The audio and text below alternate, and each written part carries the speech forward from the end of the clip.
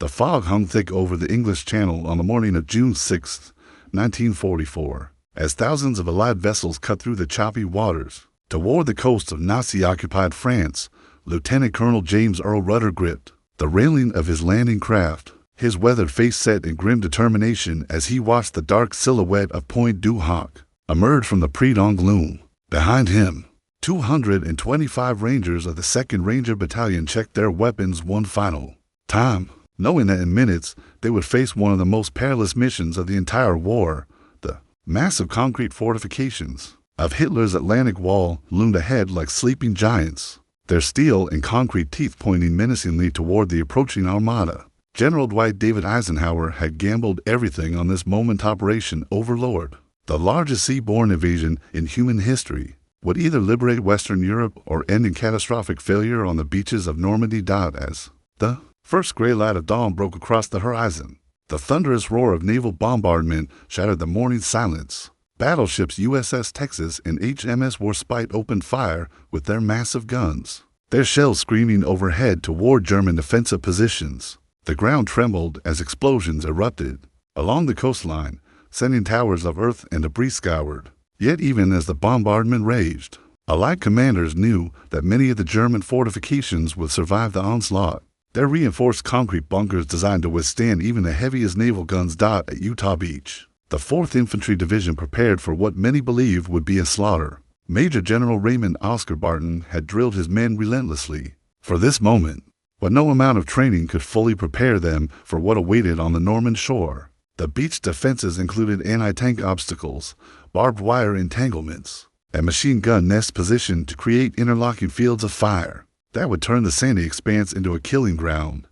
General Omar Nelson Bradley, commanding the 1st United States Army, watched from the command ship USS Augusta as the first wave of landing craft approached the beaches. His tactical plan called for simultaneous assaults on 5 separate landing zones: Utah, Omaha, Gold, Juneau, and Sword beaches stretching across 50 miles of the Norman coast. Each beach presented unique challenges, from the towering cliffs of Point du Hoc to the heavily fortified positions overlooking Omaha Beach. According to historical accounts documented in Stephen Ambrose's D-Day, June 6, 1944, the success of the entire operation hinged on those first crucial hours when Allied forces would be most vulnerable, struggling to establish footholds on enemy-held territory while under intense fire. From prepared defensive positions, the German defenders, led by Field Marshal Erwin Johannes Eugen Rommel, had spent months preparing for this moment.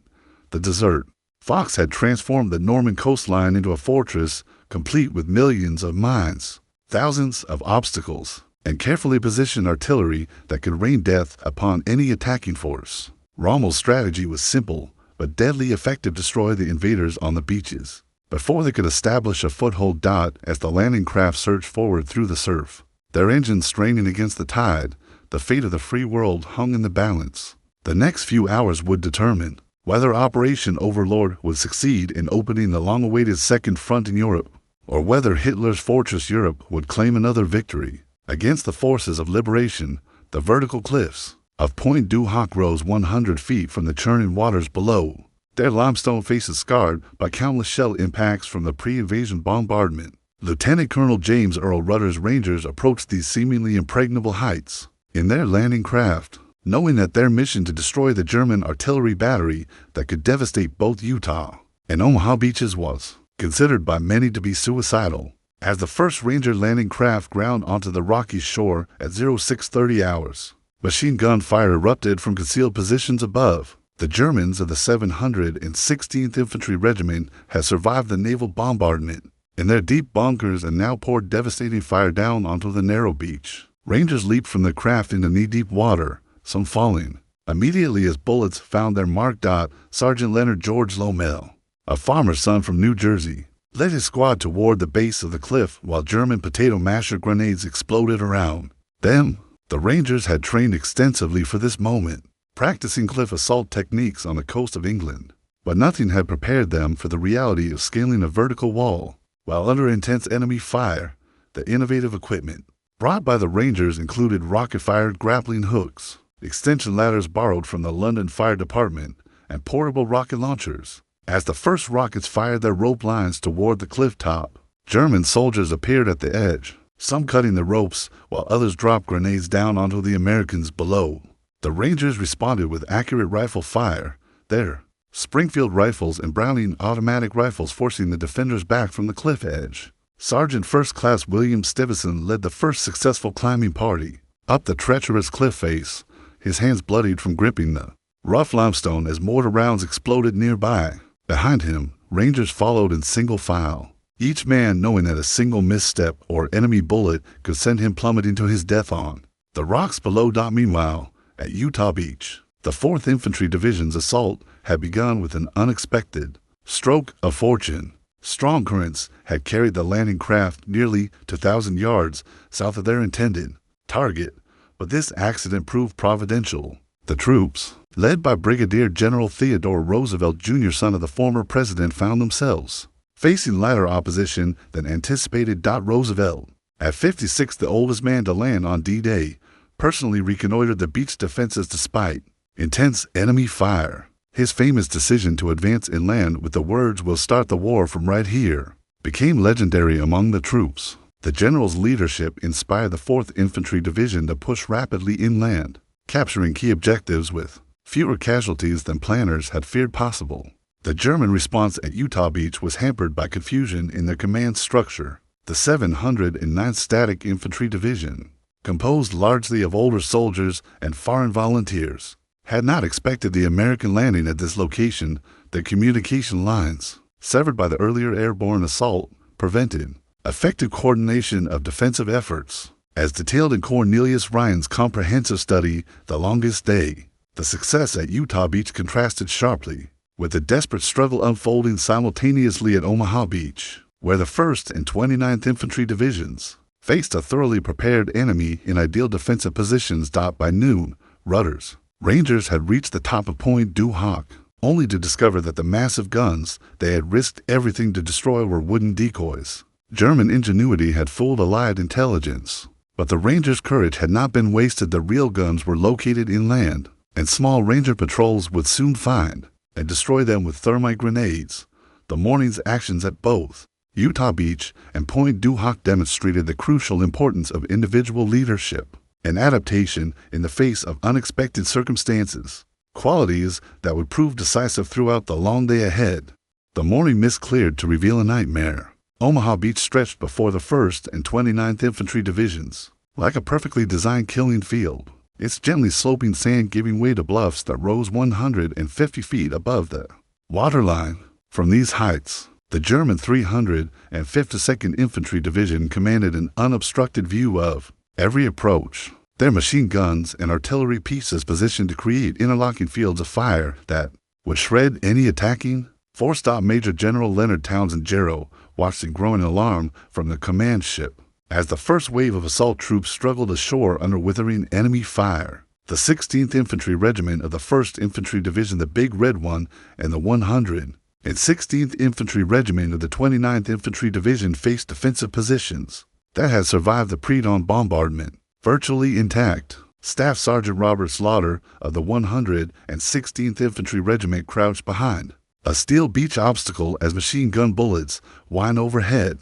Around him, his fellow soldiers from the 29th Infantry Division lay motionless in the surf, their bodies testament to the devastating effectiveness of the German defensive positions. The landing craft that had brought them ashore burned in the shallows, their crews dead or wounded by the murderous crossfire. Colonel George Arthur Taylor of the 16th Infantry Regiment moved among his pinned-down troops, rallying them with words that would become legendary. 2 kinds of people are staying on this beach: the dead and those who are going to die now. Let's get the hell out of here. His leadership galvanized small groups of soldiers, who began a dangerous advance across the open sand toward the base of the bluffs. The German defenders, commanded by Colonel Karl Meyer, had transformed Omaha Beach into a fortress. The 432nd Artillery Battalion had pre-registered their guns on every inch of the beach, while machine gun nests in reinforced concrete bunkers provided overlapping coverage that left virtually no dead ground where attackers could find shelter. Sergeant Philip Stretchick of the 2nd Ranger Battalion led a small group of survivors toward the draw designated as Dog Green. This narrow valley, one of only 5 exits from the beach, had been turned into a death trap by German engineers. Barbed wire, anti-tank mines, and carefully positioned machine gun nests created a gauntlet that few men could survive. The naval fire support that was supposed to neutralize the German positions had largely missed its targets.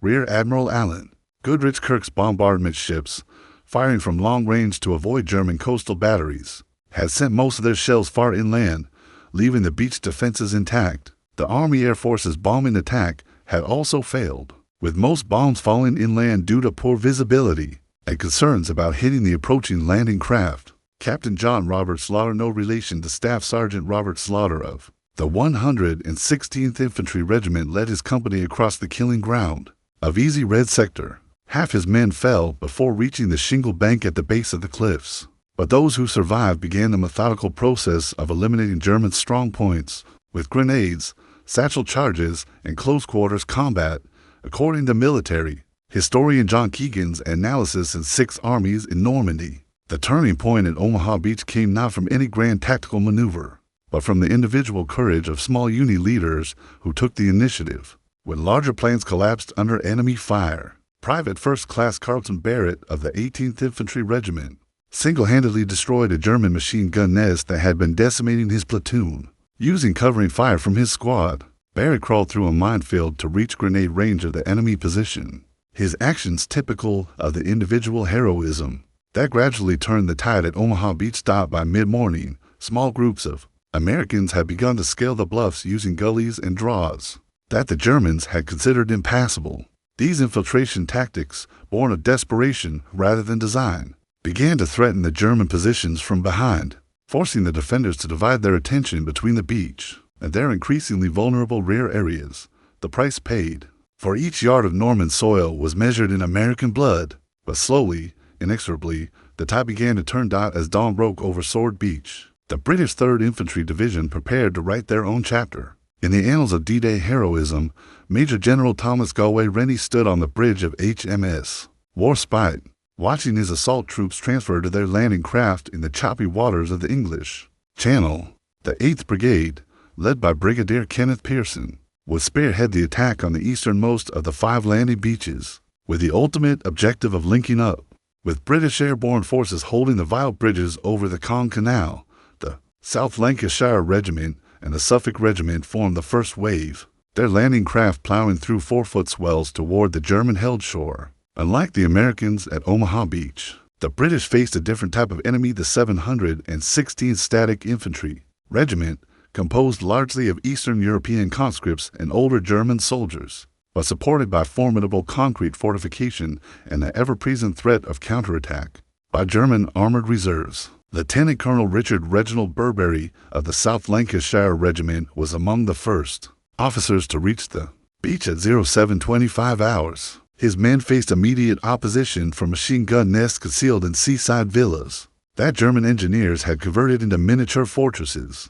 The holiday resort of Lobrecht had been transformed into a killing ground, its elegant beachfront hotels now bristling with weapons and defended by soldiers. Determined to drive the invaders back into the sea, Sergeant Major Stanley Hollis of the Green Howards would earn the Victoria Cross this day for his extraordinary courage under fire. When his company was pinned down by machine gun fire from a fortified position, Hollis single-handedly charged the enemy's strongpoint, killing the German crew with grenades and small arms fire. His actions opened the way for his battalion to advance inland, but this was only the beginning of his heroic day. The specialized armor of the 79th Armored Division proved its worth. On Sword Beach, Churchill Aver tanks, equipped with massive mortars called petards, systematically destroyed German bunkers with their 290-pound projectiles.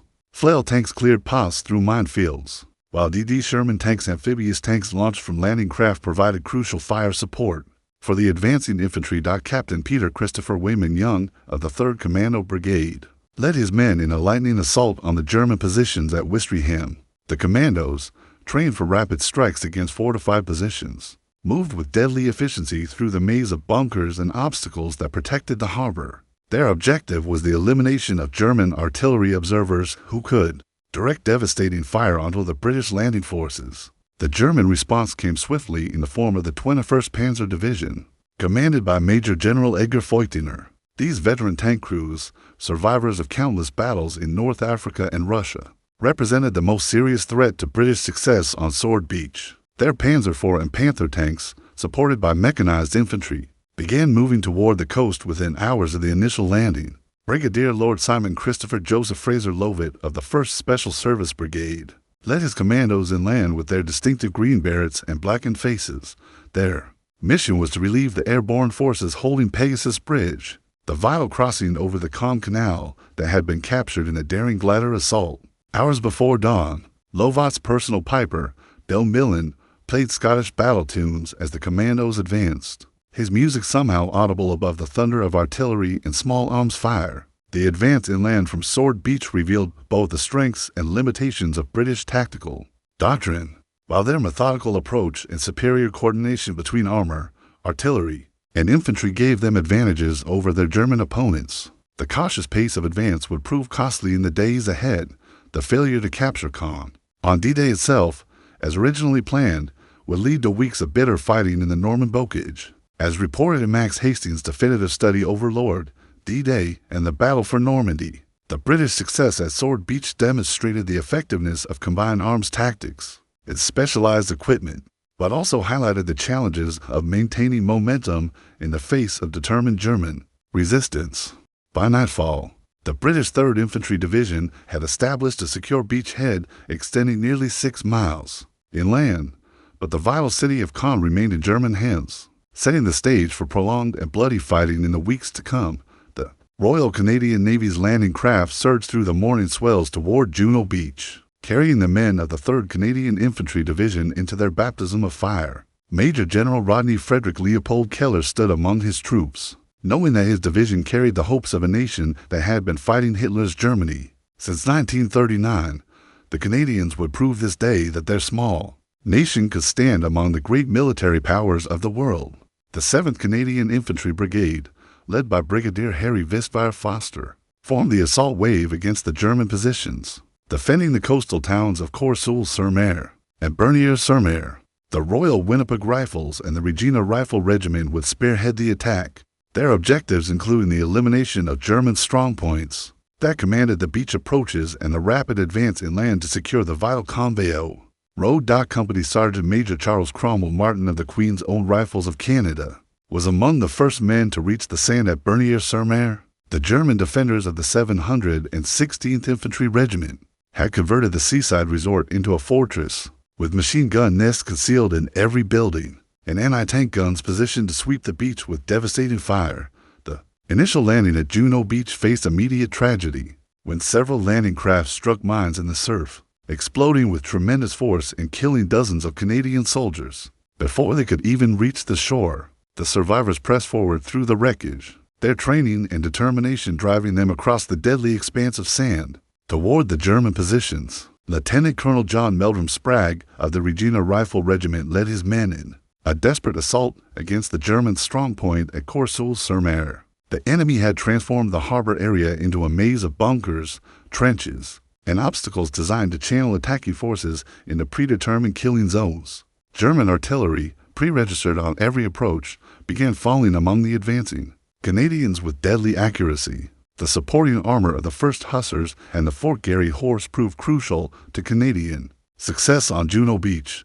Their Sherman tanks, modified with special equipment for beach assault operations, systematically destroyed German bunkers and provided mobile fire support for the advancing infantry. The coordination between Canadian armor and infantry, perfected through months of training in England, gave them a decisive advantage over their German opponents. Corporal Frederick Albert Topham of the 1st Canadian Parachute Battalion, though not landing at Juno Beach itself, exemplified Canadian courage throughout the Norman campaign. His actions in rescuing wounded comrades under heavy enemy fire would earn him the Victoria Cross, one of only 4 awarded to Canadians during the Battle of Normandy. The German resistance at Juno Beach proved fiercer than intelligence estimates had predicted.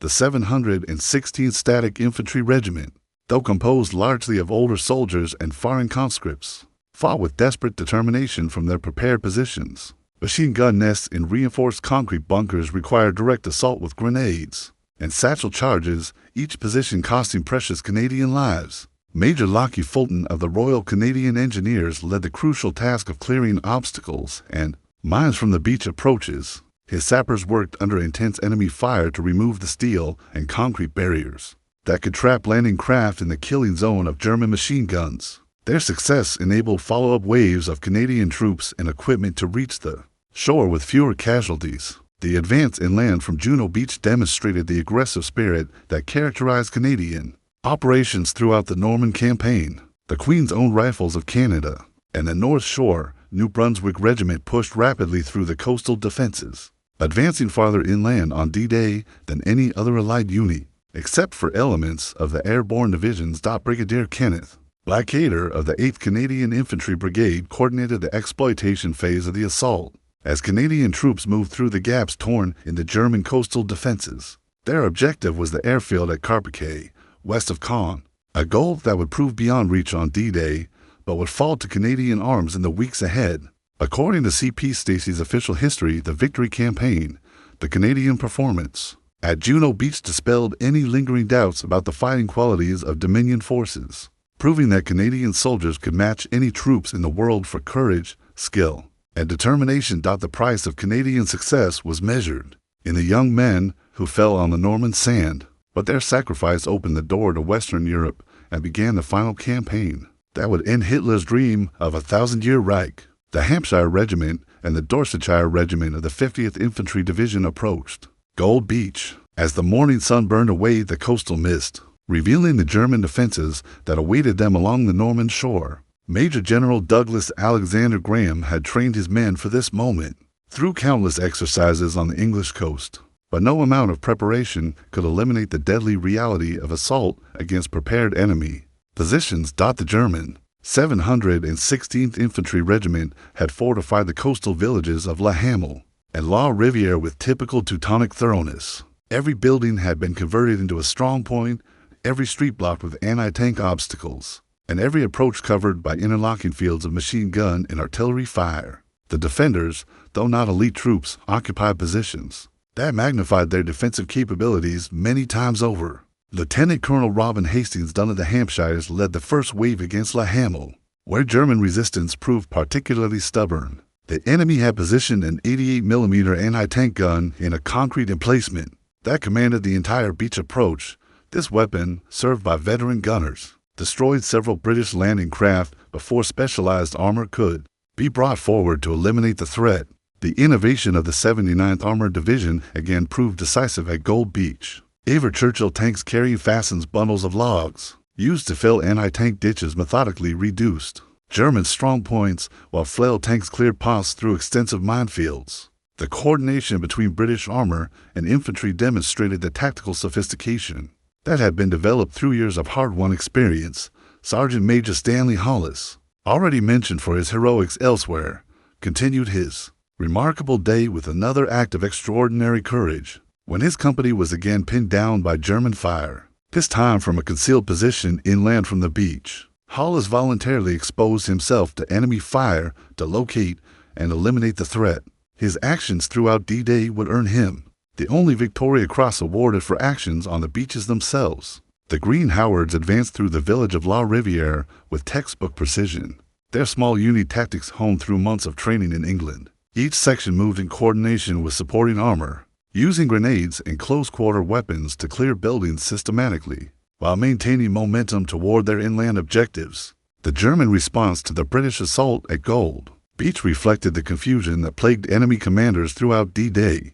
Communication failures, caused by the earlier airborne assault and naval bombardment, prevented effective coordination between defensive positions. Individual strong points fought with determination but lacked the mutual support that could have made the British advance far more costly. Company Sergeant Major Herbert Victor Harris of the Somerset Light Infantry exemplified the leadership that characterized British operations on D-Day. When his company commander was wounded during the advance inland, Harris assumed command and led his men in a successful assault against German positions that were holding up the entire battalion's advance. The specialized equipment deployed at Gold Beach included not only the famous funnies of the 79th Armored Division, but also innovative amphibious vehicles that enabled rapid movement of supplies and reinforcements from ship to shore. DUKW amphibious trucks proved particularly valuable, carrying artillery pieces and ammunition directly from landing ships to forward positions. The Westminster Dragoons, equipped with D.D. Sherman tanks, provided crucial fire support for the advancing infantry. These amphibious tanks, launched from landing craft over a mile from shore, reached the beach ahead of the first infantry wave and immediately began engaging German strong points with their 75mm guns. The advance inland from Gold Beach proceeded according to plan, with British forces pushing rapidly through the coastal defenses toward their intermediate objectives. The 50th Infantry Division's methodical approach, while perhaps lacking the dash of some other units, proved effective in maintaining cohesion and minimizing casualties during the critical early hours of the assault.